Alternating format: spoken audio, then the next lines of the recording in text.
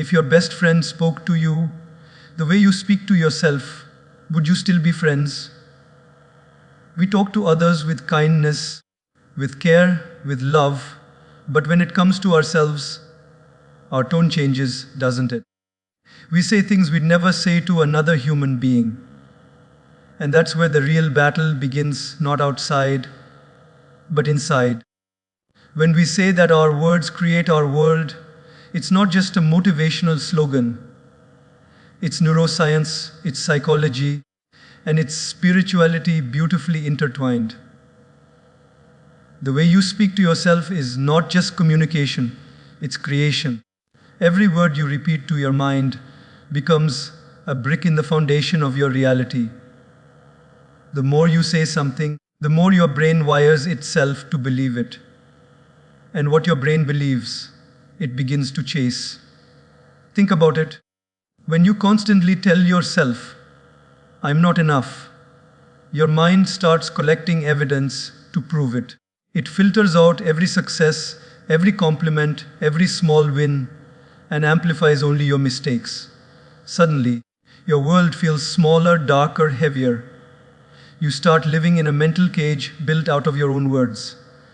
Not because life is cruel, but because the voice inside you keeps whispering, "You can't." But when you change that inner dialogue, the world outside you begins to shift, because your brain listens. Every thought you think, every word you speak, it's like a command your mind takes seriously. When you say, "I can handle this," your nervous system calms down, your posture changes, and your body prepares to act. When you say, "I'm learning," your brain opens new neural pathways to actually help you learn. When you say, "I'm hopeless," your brain shuts down the very motivation that could have saved you. Your words are like software, and your brain is the hardware. Whatever code you run, your life will execute. If the code is negative, expect errors. If it's empowering, expect results. This is why successful people guard their inner language so carefully. They don't just speak positively to sound good. They do it because they understand the power of self-programming. Even spiritually, words hold energy. The ancient scriptures, from the Bhagavad Gita to the Bible, all emphasize the power of the tongue. In the beginning was the Word. Creation itself started with speech. So imagine how much power is hidden in your words, spoken not to the universe, but to your own soul. And here's the truth. Your outer world is always a mirror of your inner words.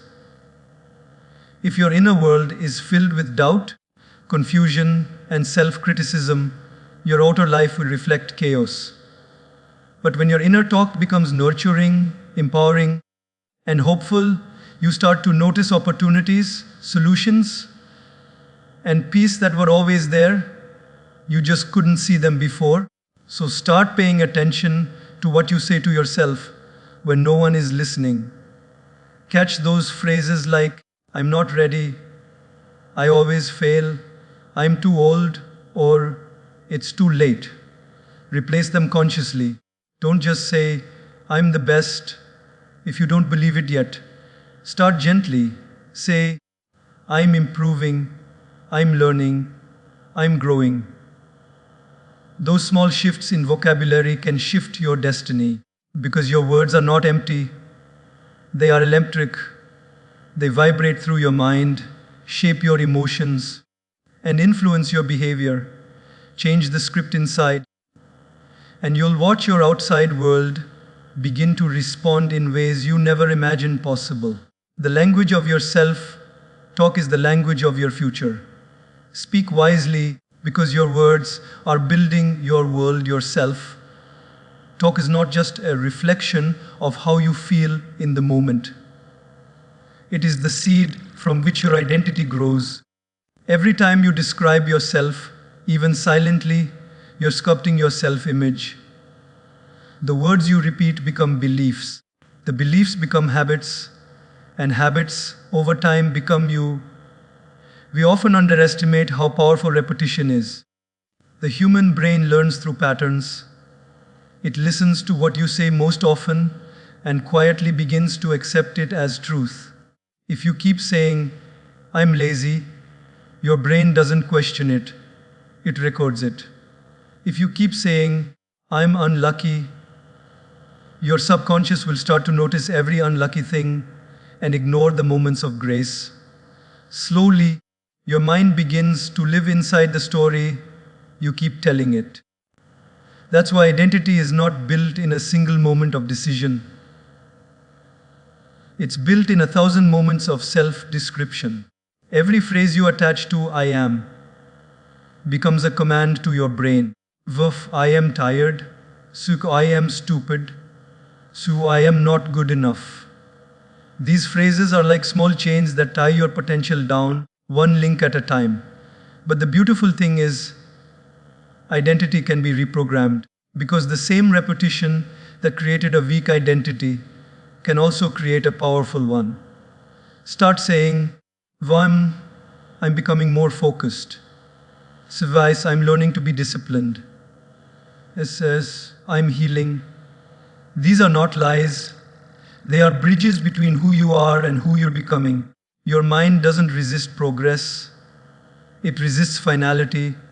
If you tell yourself, "I'm perfect," your brain rejects it.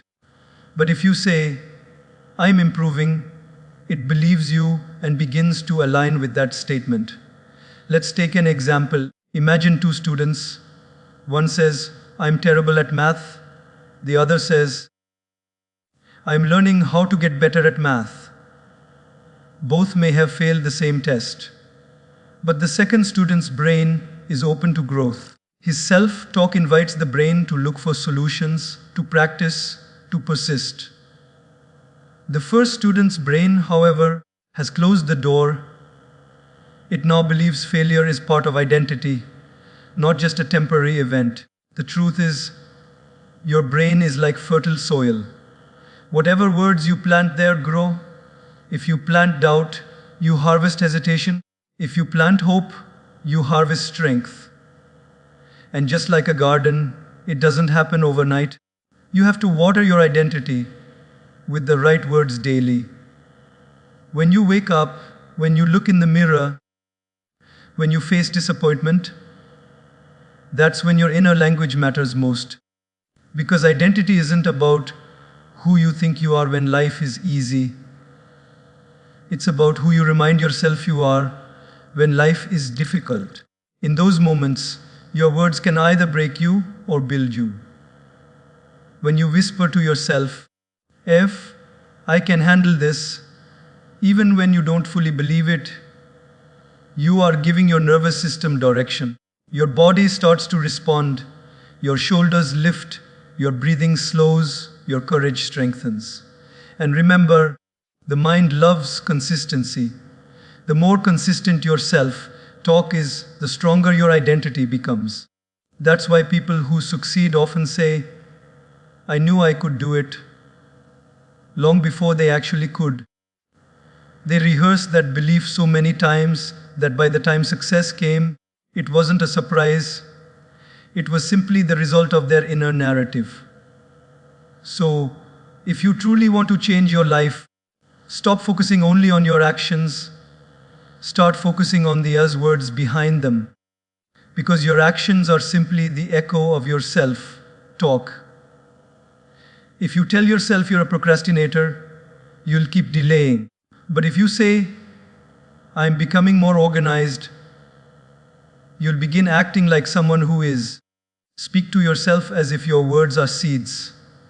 Because they are. Every sentence you repeat is shaping the person you will meet in the mirror tomorrow.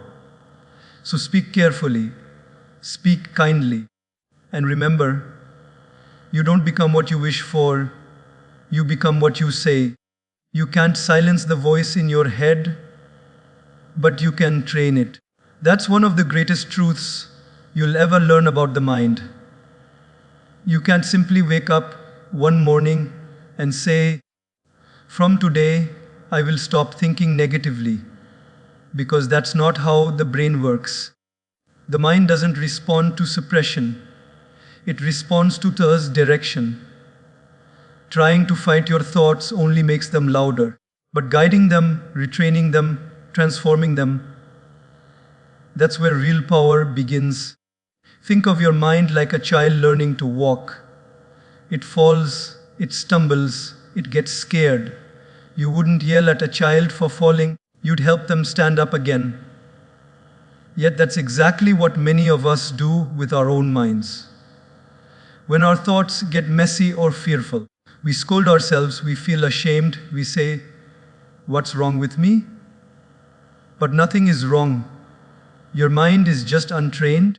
It's been absorbing years of fear, judgment, comparison, and pain. You don't fix that by fighting it, you fix it by re-educating it.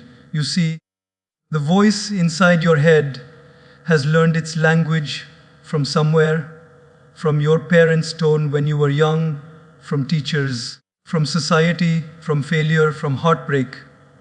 It repeats whatever it has heard the most.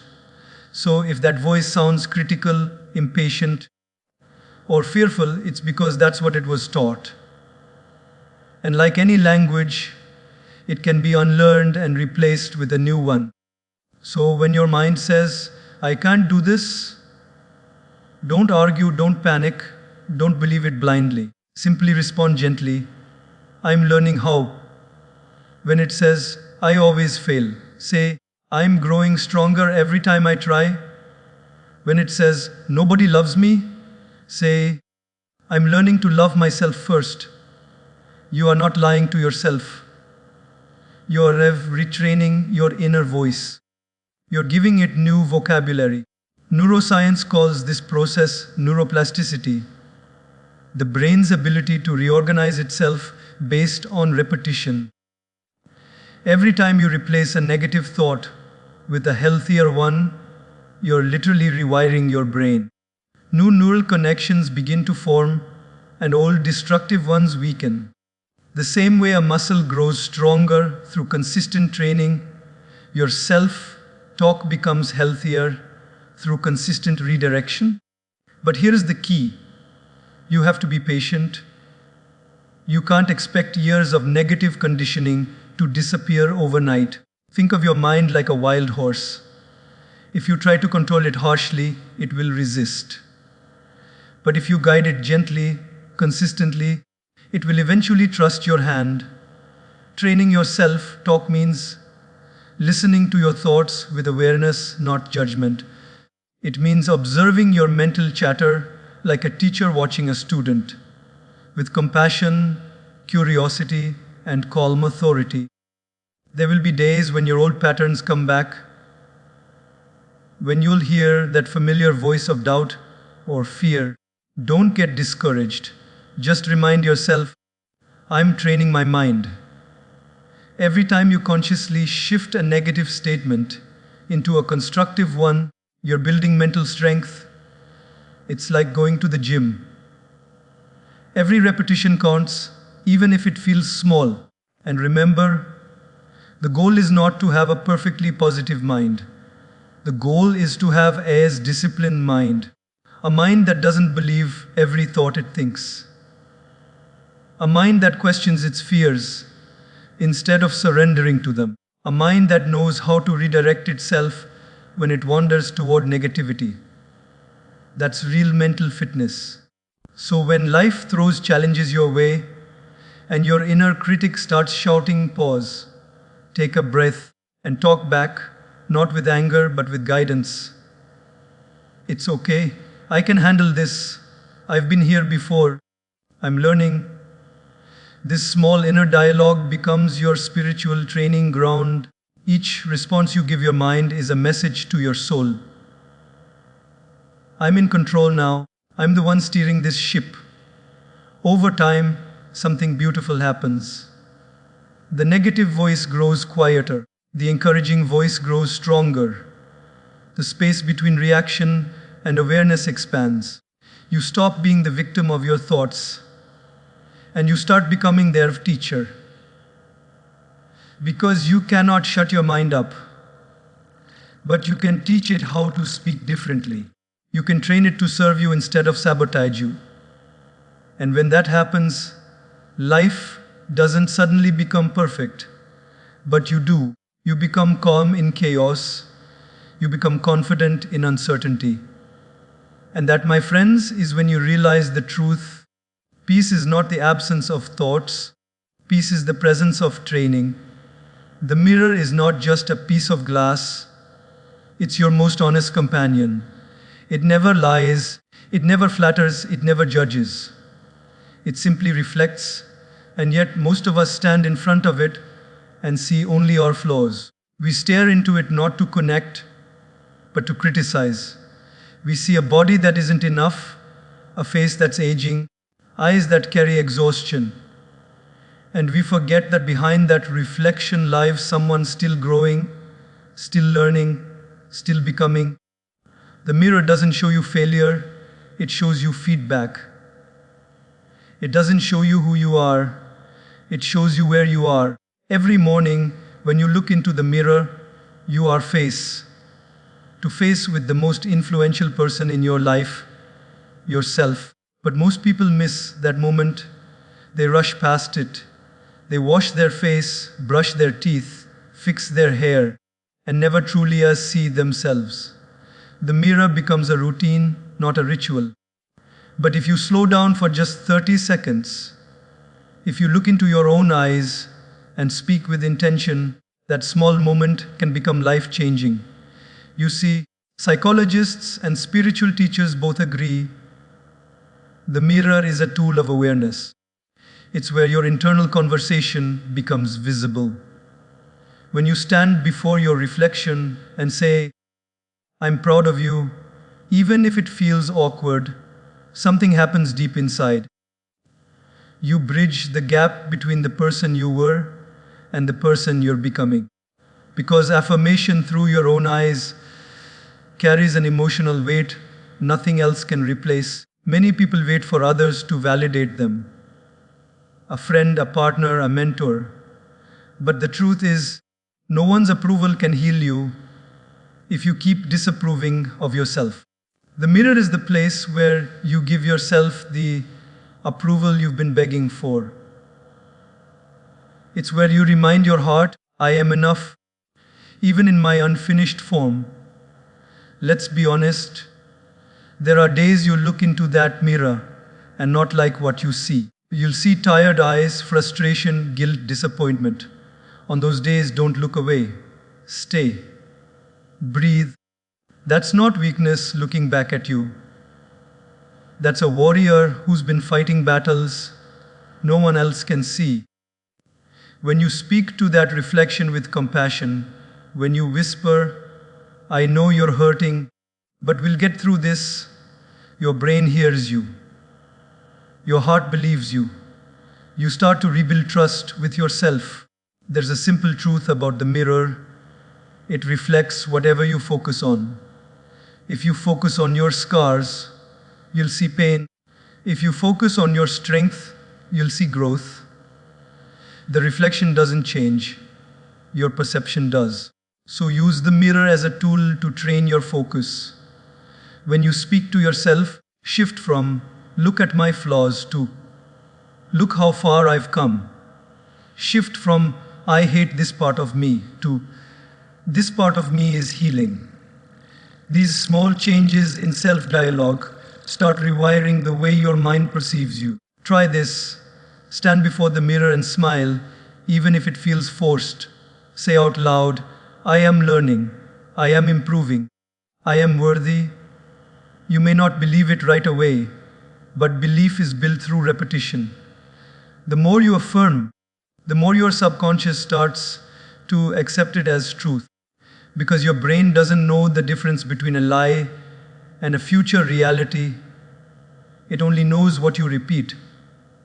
And remember, the mirror doesn't only reflect your face, it reflects your focus.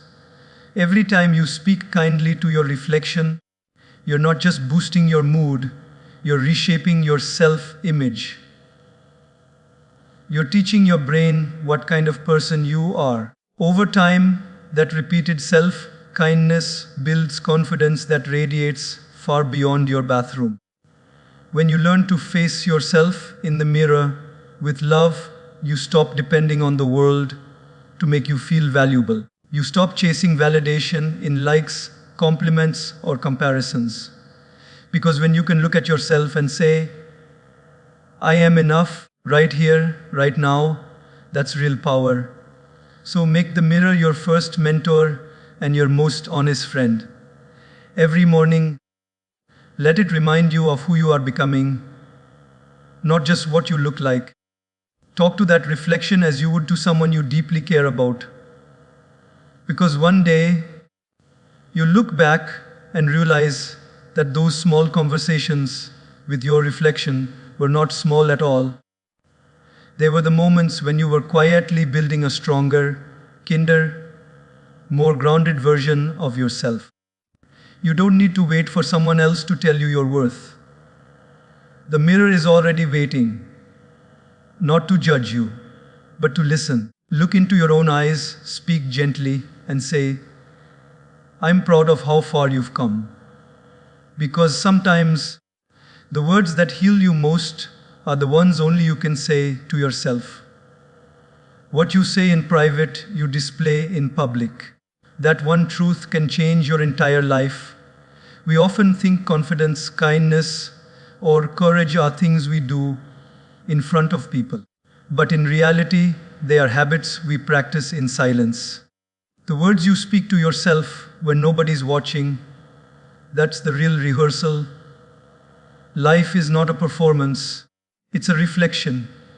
And the stage of your life will always project what's been rehearsed backstage. In your mind, in your solitude, in your self-talk. Think about it. Before you speak to anyone, you've already spoken to yourself. Before you walk into a meeting, before you post something online, before you share your heart with someone, there's always that inner conversation that happens first. You ask yourself, can I do this? Do I sound good enough? Will they like me? That inner conversation decides your energy long before you open your mouth. If that inner voice has been trained to criticize, to doubt, to fear, your body language will reflect it. You'll hesitate, you'll shrink, you'll play small. But if that inner voice has been trained to encourage, to guide, to uplift, your presence changes, you stand taller, you speak slower, you radiate calmness. That's because your outer expression always mirrors your inner language. You might have noticed there are people who don't say much, but when they walk into a room, you feel them. They're grounded, peaceful, confident but not arrogant. Why? Because their energy is aligned. Their inner voice is not at war with their outer image. They don't wear confidence like a mask. They've built it through their private conversations with themselves. You can't fake peace. You can't fake confidence. You can't fake joy. You might manage for a while, but sooner or later, the cracks show. Because whatever you speak privately will leak publicly. That's why people who constantly complain internally end up speaking negativity everywhere. People who judge themselves harshly end up judging others too. And people who practice kindness within radiate warmth without even trying. Let me give you an example. Imagine two people preparing for the same opportunity. One stands before the mirror and says, I'm probably going to mess this up. I always do. I hope they don't laugh at me. The other stands there and says, I've prepared for this. I might not be perfect, but I'm going to give my best. Both of them walk into the same room, but one carries tension, the other carries trust. Who do you think the audience will respond to more? Not because of talent, but because of tone. And your mind is like a rehearsal room, and your words are the script. Every time you talk to yourself, you're rehearsing for your next moment in life. The tone you use in solitude, becomes the rhythm of your voice in public. That's why self-talk isn't just about feeling better. It's about our being better. It's training your nervous system, your confidence, and your emotional balance for when real life begins to test you. When you privately tell yourself, if I can handle this, your body starts preparing to handle it. Your heart rate stabilizes. Your breathing slows. Your muscles relax. You walk into situations differently, not because they're easier, but because you've rehearsed calmness. When you say to yourself, I'm grateful, your perspective changes. You stop seeing obstacles and start seeing opportunities. Even spirituality echoes this idea. Every great teacher, from ancient philosophers to modern monks, has said that inner alignment creates outer harmony. Your thoughts, words, and actions must speak the same language. Otherwise, you live in conflict. If you say, I'm confident, but your inner voice says, I'm a failure, your energy becomes confusing, both to you and to everyone around you. That's why people sense authenticity. It's not about perfect words, it's about energetic truth. The version of you that the world meets is built in silence through the conversations you have with yourself when no one else can hear. So ask yourself, what am I rehearsing privately? Am I rehearsing fear or faith? Am I rehearsing self-doubt or self-belief? Am I rehearsing criticism or compassion? Because whatever you repeat in silence, you'll end up performing in life. If you want to change the way you show up in the world, change the way you speak to yourself behind closed doors. When no one is watching, speak with respect. Encourage yourself like a mentor would. Forgive yourself like a best friend would. Celebrate yourself like someone who finally understands their own worth. And you'll notice something remarkable. Your energy shifts. You won't need to force confidence. It will flow naturally. You won't need to pretend to be kind. Kindness will echo in your tone. You won't have to try to impress others. Your presence will speak for itself. The greatest performers, speakers, leaders, and healers don't perform for the crowd. They perform for their conscience. They make sure their inner voice applauds before anyone else does. Because they know what you say in private, you display in public.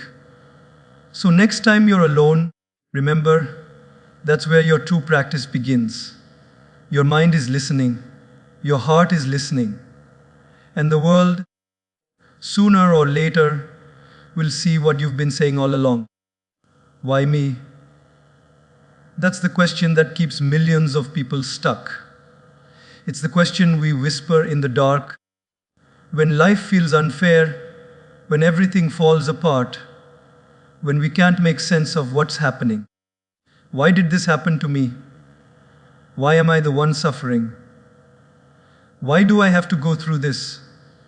It's a human question, honest, emotional, but it's also the question that traps us in pain because Era Y looks backward while S, what now, looks forward. You see, every time something painful happens, we have two choices. We can get lost in questioning or we can step into transformation. Why me? Turns us into victims. What now? Turns us into warriors.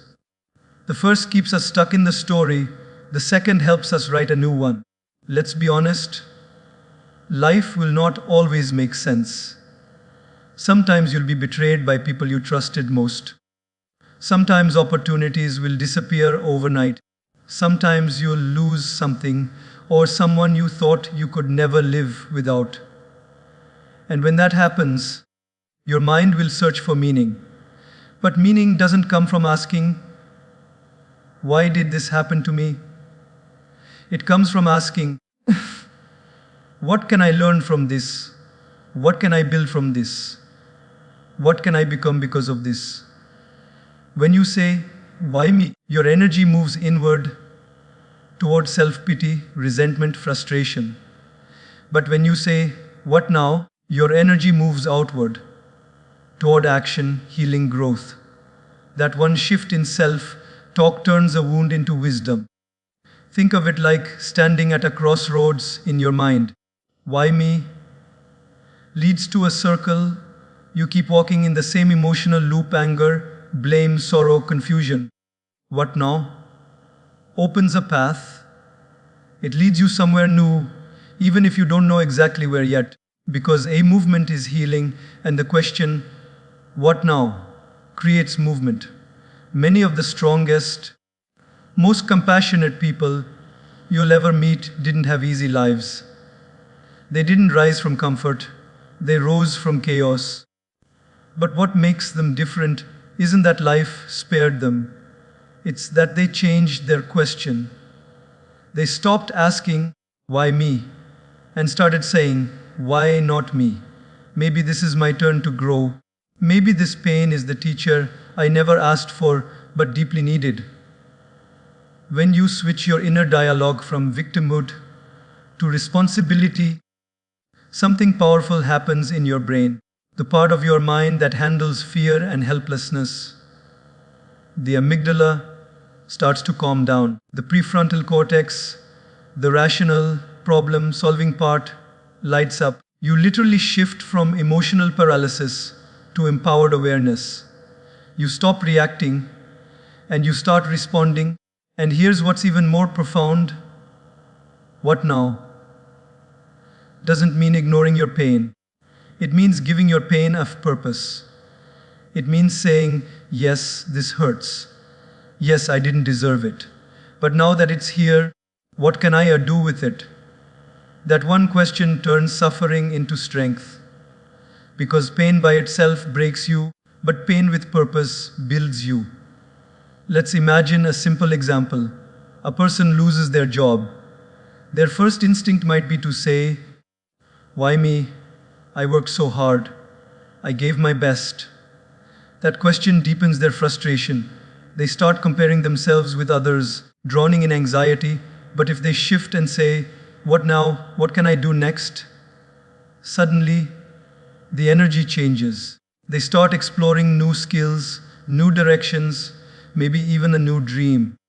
The same event that once felt like punishment becomes the push that leads them to their next chapter. Even the most difficult moments, heartbreak, loss, failure, can become sacred if you let them teach you. Every great transformation begins with pain that you refuse to waste. Life is not happening to you, it's happening for you, to reveal the parts of yourself that comfort never could. When you talk to yourself, train your inner voice to recognize this truth. Instead of saying, I can't believe this happened, try saying, this is hard, but I will find a way through. Instead of nothing ever works out for me, say, maybe this is clearing space for something better. Because your words shape your attitude, and your attitude shapes your outcome. Remember this, life listens to your inner language. When you keep saying, why me? You keep attracting reasons to stay stuck. But when you say, what now? You invite possibilities to appear.